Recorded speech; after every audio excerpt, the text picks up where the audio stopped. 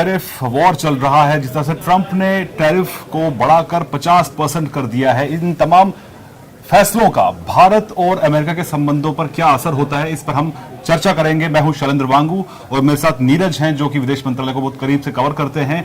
लेकिन नीरज, सबसे पहले ये कि अभी जो खबर आ रही है एक विदेशी एजेंसी के हवाले से, इसमें कहा जा रहा है कि भारत ने अमेरिका से प्रोक्योर किए जाने वाले जो डिफेंस सिस्टम है उस पर फिलहाल रोक लगा दी है। तो क्या ये माना जाए कि ये पहला कदम है भारत का अपनी नाराजगी जताने को लेकर? देखिए, जहां तक नाराजगी की बात है शैलेंद्र, आप भी विदेश मंत्रालय को बहुत नजदीक से देखते हैं और जानते हैं सामरिक मामलों में। जहां तक नाराजगी की बात है तो विदेश मंत्रालय के जो दो स्टेटमेंट आए थे, पहला टैरिफ लगाए जाने के बाद जब ट्रंप ने उसकी घोषणा की 25% की, और दूसरा जब 25% का घोषणा किया रूसी तेल को आयात करने को लेकर, उसके बाद विदेश मंत्रालय का जो स्टेटमेंट था अपने आप में एक नाराजगी ही थी। रही बात आपने की क्या एक्शन लेने की शुरुआत कर दिया, तो बिल्कुल अगर रॉयटर्स की खबर सही है तो इसे आप मान सकते हैं कि डिफेंस प्रोक्योरमेंट है जो भारत नहीं लेगा और जिसके लिए राजनाथ सिंह अमेरिका जाने वाले थे, अगर यह खबर सही है तो मान सकते हैं कि भारत ने रिटेलिएशन अपना शुरू कर दिया और भारत इस तरह से जवाब बिल्कुल देगा। लेकिन प्रधानमंत्री मोदी का अपना तरीका है, भारत का अपना तरीका है, और डिप्लोमेसी में आप भी जानते हैं कि एक तरीके से काम किया जाता है। भारत वैसा देश नहीं है कि किसी तरह से, जिस तरह से ट्रंप अपनी बयानबाजी करे, भारत उस तरह से बयानबाजी नहीं करेगा। पहले ये बता दें कि ये फैसला जो लिया गया है, जो रॉयटर्स के हवाले से जो खबर चलाई जा रही है, वो है क्या? उसमें कहा गया है कि जो हाल ही में प्रोक्योर होने वाले थे सेवरल डिफेंस सिस्टम, जिसमें striker combat vehicles, javelin anti tank missiles और बोइंग P-81 रिकॉन्सेंस एयरक्राफ्ट, जिनको फिलहाल टेम्पररी हॉल्ट किया गया। तो अगर ये खबर सच है, हालांकि इस खबर को लेकर नीरज अभी तक विदेश मंत्रालय की तरफ से या रक्षा मंत्रालय की तरफ से कोई औपचारिक बयान भारत की तरफ से नहीं आया है, लेकिन अगर ये सच है तो वाकई में बहुत बड़ा ये फैसला होगा भारत का कि एक तरफ जहां हम आप भी जानते हैं कि ट्रंप और अमेरिका से खासतौर से अगर हम इंपोर्ट कराते हैं तो डिफेंस के सेक्टर में भारत और अमेरिका के काफी घनिष्ठ संबंध है। घनिष्ठ संबंध है। और शैलेंद्र, आपको मुझे ये बताइए, आपसे मेरा सवाल है, जो न्यूज 18 इंडिया के दर्शक है वो जानना चाहेंगे, क्योंकि अमेरिका ये भी चाहता है कि भारत जो है अपना डिफेंस डील के तहत जो प्रोक्योरमेंट है उसको बढ़ाए। तो आपको लगता है कि एक तरह से इसे न करके, अगर रॉयटर्स की खबर सही होती है और ये न्यूज सही साबित होती है, तो क्योंकि एक तरफ अमेरिका चाहता है कि भारत डिफेंस की वस्तुएं लेकर अपना जो ट्रेड डिफिसिट है उसको कम करना चाहता है अमेरिका, क्योंकि अगर भारत अधिक डिफेंस का सामान लेगा तो आने वाले वक्त में उनका जो व्यापार घाटा है वो कम होगा। तो आपको लगता है कि इस फैसले से भारत ने एक मैसेज दिया है अमेरिका को कि जो आप एक तरफा कार्रवाई करें, जिसका विरोध चीन, ब्रिक्स और बाकी दुनिया के दूसरे देशों ने किया है, तो इसका असर ट्रंप के फैसलों पर पड़ेगा? देखिए, जरूर भारत, क्योंकि देखिए कल जो हमने स्टेटमेंट देखा था प्रधानमंत्री मोदी का, आपने देखा होगा स्टेटमेंट, जहां पे उन्होंने कहा कि भारत अपने किसानों, पशुपालकों के हितों के साथ कोई समझौता नहीं करेगा। पीएम ने यहां तक भी कहा कि अगर मुझे पर्सनली भी मुझ पर असर पड़ता है तो मैं पीछे नहीं हटूंगा। तो ये मैसेजिंग क्लियर है कि अगर अमेरिका इस तरह के एक तरफा फैसले ले रहा है तो भारत उसको एज इट इज नहीं लेगा। जैसा कि आपने जिक्र किया कि पहले जब 25% का अनाउंसमेंट हुआ, उसके बाद भारत ने अपना स्टेटमेंट साफ कर दिया कि हम अपने इंटरेस्ट से पीछे नहीं हटेंगे। उसके बाद जब इसको 50% किया गया 2 दिन पहले, तब भी भारत का स्टेटमेंट लगभग वही था कि जो ये फैसला है ये एक तरफा है और इसके ये तर्कहीन फैसला है। तो ऐसे में भारत ने अपनी जो रेड लाइंस हैं ये साफ कर दिया है कि किसानों का जो हित है उनके साथ भारत कॉम्प्रोमाइज नहीं करेगा। आप भी जानते हैं कि अमेरिका एक बड़ा मार्केट है, भारत उससे भी बड़ा मार्केट है, लेकिन ऐसे में जो ट्रंप ये चाहते हैं कि जो इंपोर्ट्स भारत करता है, यानी कि जो अमेरिकन गुड्स यहां आते हैं उस पर भारत जीरो टैरिफ लगाए, यानी कि अगर वो एग्रीकल्चर सेक्टर में अगर वो यहां कुछ भेजता है तो उस पर यहां पे जीरो टैरिफ लगना चाहिए। उससे हमारे जो छोटे किसान हैं उनकी आमदनी पे सीधा असर होगा और भारत इसके साथ कॉम्प्रोमाइज करने के लिए तैयार नहीं है। तो यही रीजन है कि भारत ने अपनी रेड लाइंस खींच दी है। अगर रेड लाइंस साफ है, हालांकि आपको ये भी पता होगा कि अभी आने वाले दिनों में अमेरिकन जो डेलीगेशन है वो 25 तारीख को भारत आने वाला है, 27 तारीख को ये इंप्लीमेंट होगा। तो क्या लगता है कि उस नेगोशिएशन से ये मसला हल हो पाएगा? देखिए, आपने निगोशिएशन की बात की, लेकिन ट्रंप ने आज जो बयान दिया, यानी बीते कुछ घंटों में जो बयान दिया है कि जब उनसे पूछा गया कि क्या ये बातचीत चलेगी, तो उनका जवाब था नो, जब तक पूरे मसले हल नहीं होते। तो ऐसे में देखना होगा कि अभी उस बयान पे भारत की तरफ से कोई बयान नहीं आया। विदेश मंत्रालय की प्रेस वार्ता भी जो कभी गुरुवार को या शुक्रवार को होती वो हुई नहीं है, और इस बयान पे विदेश मंत्रालय का अब तक कोई बयान नहीं आया। तो हम लोग अगर अभी बात करें तो अभी ये मान के चलेंगे कि वो जो वार्ता होनी है वो अपनी जगह पे होगी, अभी ये मान के चल सकते हैं। लेकिन ट्रंप का जो बयान है अपने आप में कि जो समस्या है जब तक उसका समाधान, अब उस समस्या को किस तरफ इंडिकेट कर रहे हैं, मुझे लगता है कि वो बड़े फलक पे शायद बात कर रहे होंगे, या इस फलक पे बात कर रहे होंगे कि जहां भारत जो है, चाहे किसान की बात करे, डेयरी की बात करे, या दूसरे जो क्षेत्र हैं जिस पर असर पड़ेगा अगर अमेरिका की बातों को भारत मान लेगा, तो मुझे लगता है उन विषयों की तरफ ट्रंप का इशारा होगा। ऐसा सही है? देखिए, पहले इससे पहले मैं आपको बता दूं कि जो हमारा एक अभी हमने सवाल भी पूछा अपने अपने ऑडियंस, अपने व्यूअर्स से, जिसमें हमने पूछा था कि क्या भारत से डरकर ट्रंप अपना फैसला वापस ले सकते हैं।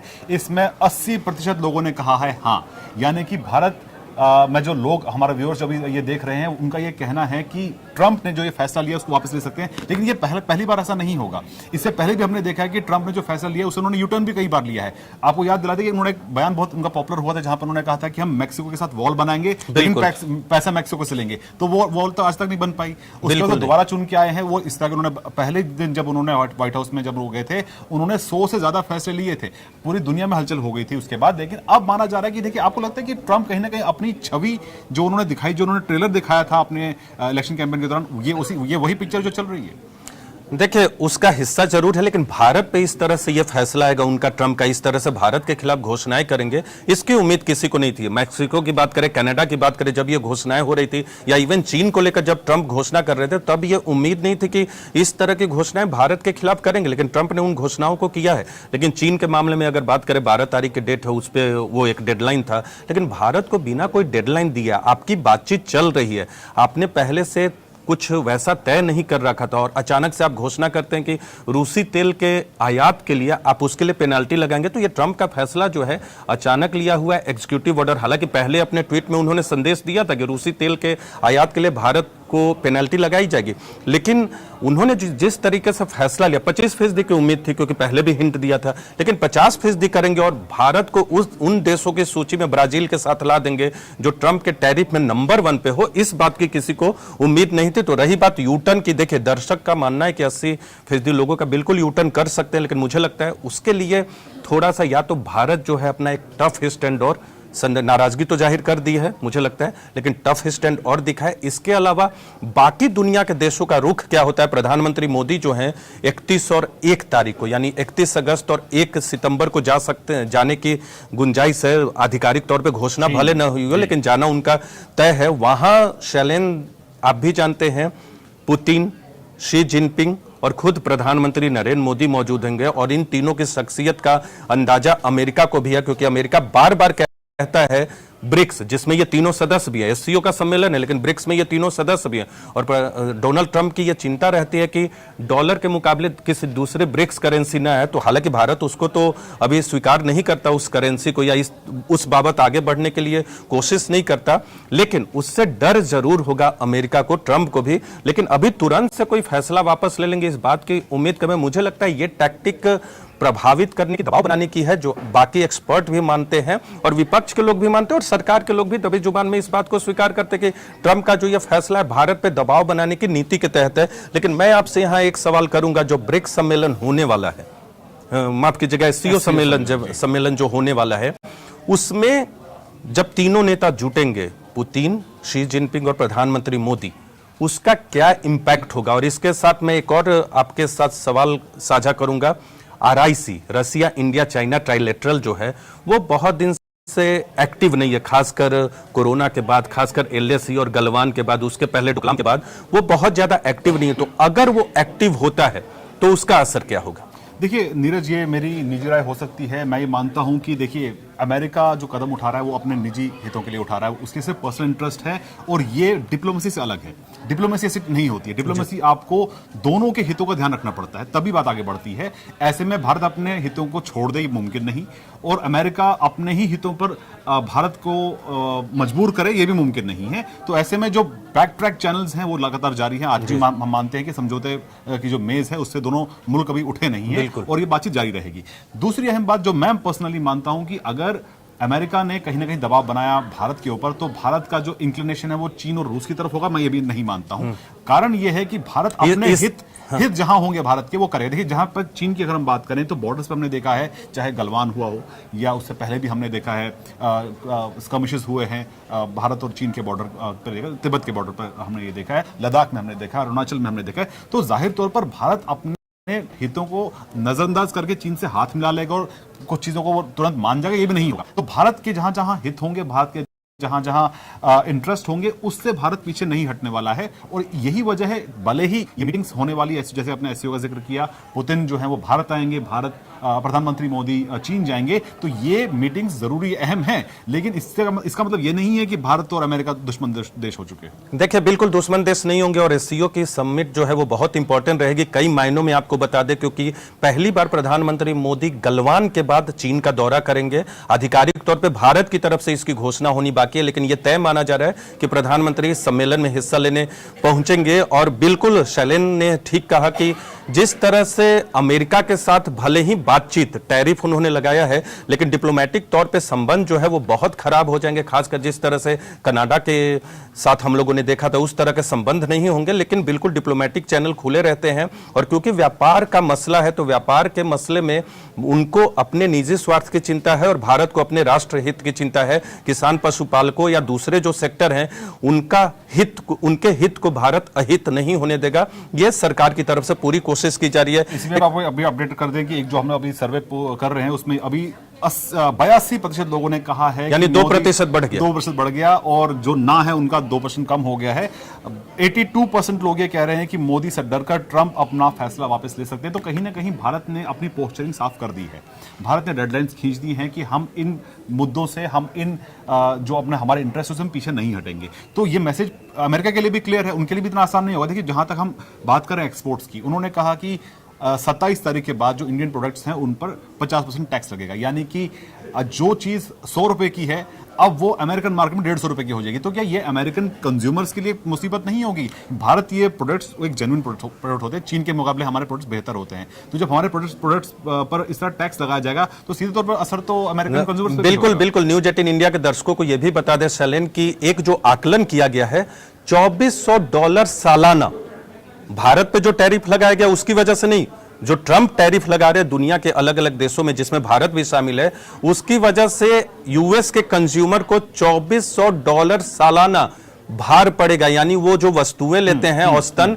उनकी कीमतें $2400 सालाना उनका खर्च बढ़ जाएगा। इसके अलावा एक और जानकारी न्यूज 18 इंडिया के दर्शकों को दे दे कि जुलाई महीने में जो अमेरिका में जॉब क्रिएशन हुआ है वो 70,000 73,000 के आसपास हुआ है, जो कि पिछली बार से 44% कम है। यह भी एक आकलन किया गया है, अलग अलग आकलन। एक और सवाल आपसे पूछना चाहूंगा, जैसे आरआईसी पे मैं फिर जाना चाहूंगा। न्यूज 18 इंडिया के दर्शकों को बता दें, आरआईसी पे इसलिए मैं जोर दे रहा हूं कि अमेरिका को अगर आपको एक संदेश देना है तो भले ही आप चीन के साथ पूरी तरह ना जाए, लेकिन रसिया हमारा टाइम एंड टेस्टेड फ्रेंड है, तो रसिया के साथ भारत हमेशा जुड़ा रहता है। रसिया, चाइना ने ये इंटरेस्ट दिखाया है कि आरआईसी को एक्टिव करना चाहिए, लेकिन भारत अभी इस मसले पर कोई फाइनल डिसीजन नहीं लिया। लेकिन ये भारत ने जरूर कहा है कि आने वाले वक्त में म्यूचुअल कन्वीनियंट डेट होगा तो उस पर विचार किया जा सकता है।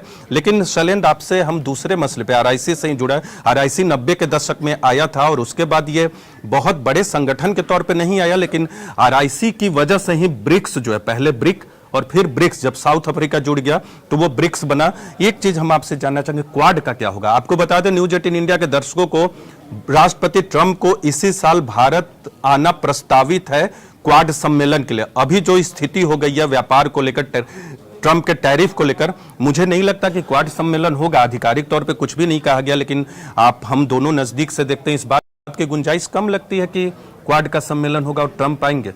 क्या लगता है? देखिए, जब तक ये मसले हल नहीं होंगे, जब तक अमेरिका इस बात को मान नहीं जाता है कि भारत के जो हित हैं वो भी मतलब मजबूती से भारत ने रखे हैं, और वो भी जरूरी है, अमेरिका को कंसिडर करना पड़ेगा, क्योंकि भारत की इकोनॉमी अलग तरह की है। भारत एक कृषि प्रधान देश है, तो भारत अपने किसानों के हितों को इग्नोर नहीं कर सकता। जहां तक बात रही डिप्लोमेसी की, तो अमेरिका, जैसे मैंने आपको बताया कि भारत और अमेरिका दुश्मन देश नहीं है, और अमेरिका वो पहला मुल्क बना जिन्होंने पहलगाम में हुए आतंकी हमले के पीछे जो संगठन था टीआरएफ, उसको प्रतिबंधित करने वाला पहला मुल्क अमेरिका बना है। और हमने ये भी देखा है कि यूएनएससी में अमेरिका और भारत के बीच में जो कोऑर्डिनेशन वो बहुत अच्छा है। तो ऐसे में जो ये क्वाड की अगर हम बात करें, हालांकि क्वाड से डिसअपॉइंटमेंट भारत में इसलिए हुई थी जब पहलगाम हमला हुआ था। क्वाड इकलौता ऐसा ग्रुप है जिन्होंने पहलगाम हमले को लेकर कोई स्टेटमेंट जारी नहीं किया। तो ये जाहिर तौर पर, हालांकि इंडिविजुअली किया है, चीन की तरफ से भी आया था, हमने अमेरिका की तरफ से भी देखा था, ऑस्ट्रेलिया की तरफ से भी देखा था, लेकिन क्वाड की तरफ से ये स्टेटमेंट नहीं आया। तो जाहिर तौर पर क्वाड एक इंपॉर्टेंट ग्रुपिंग है, लेकिन वो चीन को बैलेंस करने के लिए माना जाता है काफी इंपॉर्टेंट वो ग्रुपिंग है।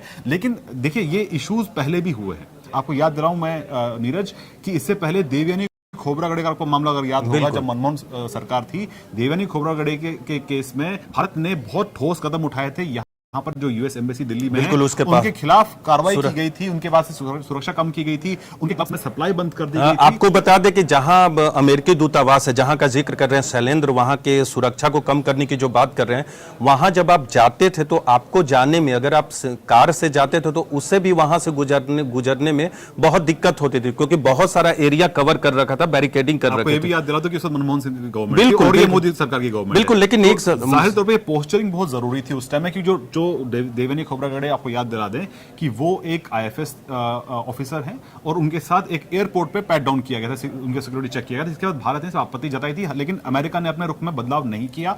जिसके बाद भारत ने जो काउंटर मेजर्स लिए, मनमोहन सरकार ने जो काउंटर मेजर्स लिए, जिसके बाद अमेरिका को कहीं ना कहीं झुकना पड़ा। उसके बाद हमने ये भी देखा कि रिश्ते वापस ट्रैक पर आए और यहां से उस वक्त आपको बता दें विदेश मंत्री जयशंकर ही उस टाइम में एम्बेसडर बन के यूएस गए थे, जब ये पूरा मसला सामने आया था। लेकिन जो ताजा करंट इशू है, ये ट्रंप की तरफ से बनाया गया इशू है।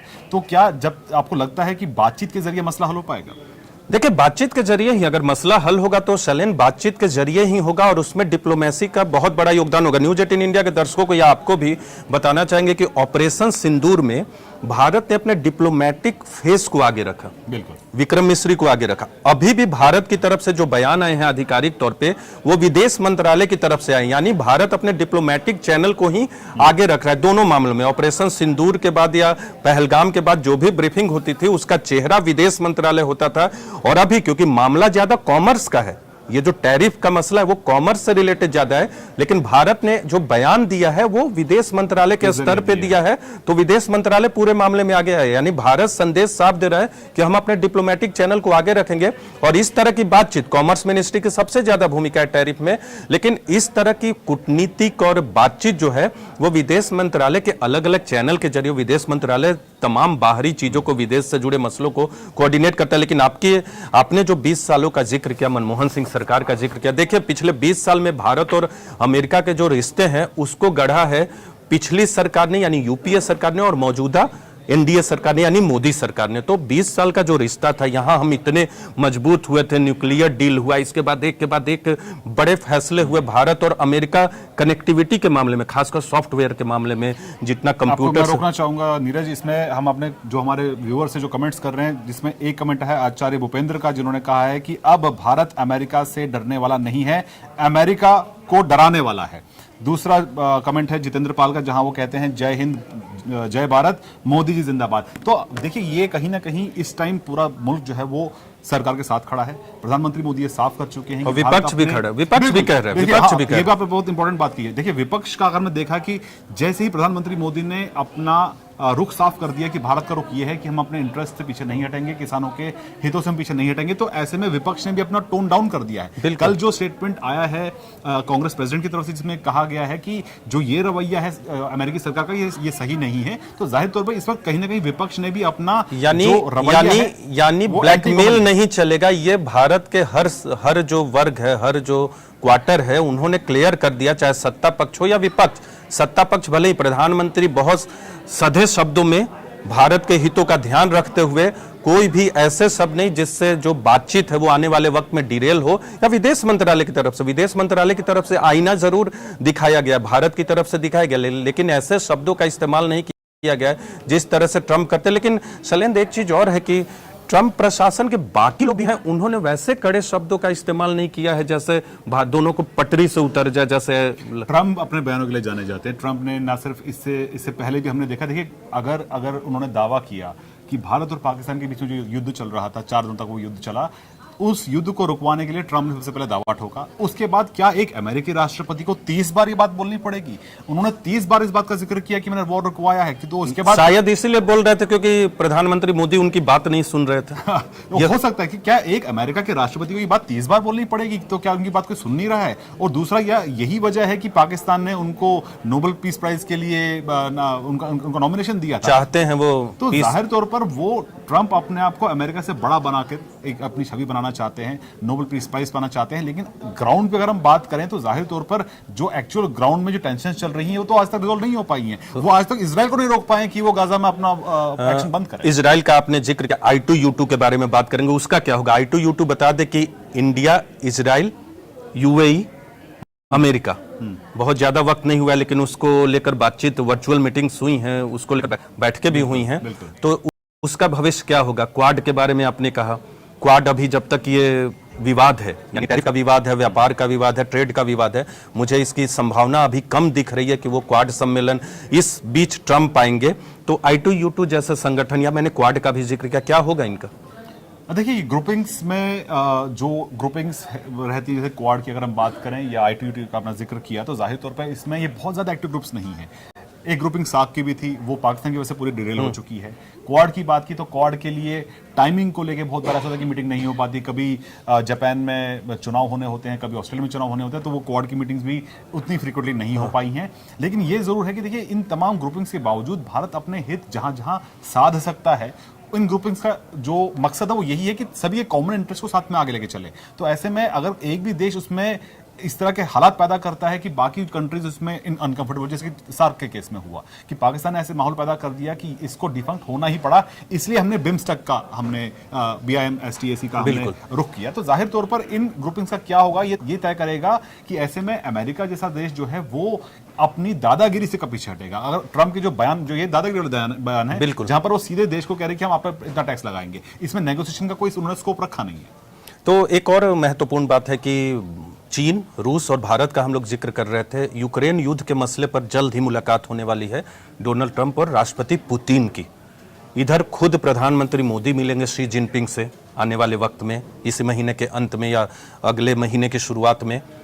पुतिन से भी, राष्ट्रपति पुतिन से भी मुलाकात होगी। चीन से भी अमेरिका नजदीक आ रहा है, उनके जो प्रतिनिधि है लगातार बातचीत कर रहे हैं। तो इन तमाम चीजों का क्या असर होगा डिप्लोमेटिक तौर पे, या जो ये जो भारत और अमेरिका के बीच जो अभी विवाद चल रहा है टैरिफ का, उस पे इसका क्या असर पड़ेगा? क्या हम लोग वो आर्म ट्विस्ट कर पाएंगे अमेरिका को, उनके फैसलों को? देखिए, पहला जैसे कि हमने अभी कहा, जो रॉयटर्स की जो स्टोरी सामने आई है जिसमें उन्होंने दावा किया है कि भारत ने डिफेंस प्रोक्योरमेंट को लेकर फिलहाल टेम्पररी होल्ड डाल दिया है, तो ये एक ऐसा तरीका हो सकता है कि हम अमेरिका को अपनी नाराजगी जाहिर कर सके। दूसरी बात ये कि अगर हम चीन और रूस की बात करें तो जाहिर तौर पर भारत, तो जैसे कि आपने कहा कि हम पुराने हमारे संबंध रहे हैं रूस के साथ में, और लगातार जब से आजादी हुई है तब से रूस ने ही भारत का हमेशा साथ दिया है। बिल्कुल। अगर हम बात करें अमेरिका की, तो 123 सिविल न्यूक्लियर एग्रीमेंट वो पहला एग्रीमेंट था जब अमेरिका और भारत के बीच में ऑफिशियली जो ये मजबूती जो है, ये स्ट्रेटेजिक पार्टनरशिप जिसकी हम बात करते हैं, वो तब से शुरू हुई है जब एग्रीमेंट साइन हुआ था मनमोहन गवर्नमेंट के बीच में और उस तरफ जॉर्ज डब्ल्यू बुश थे।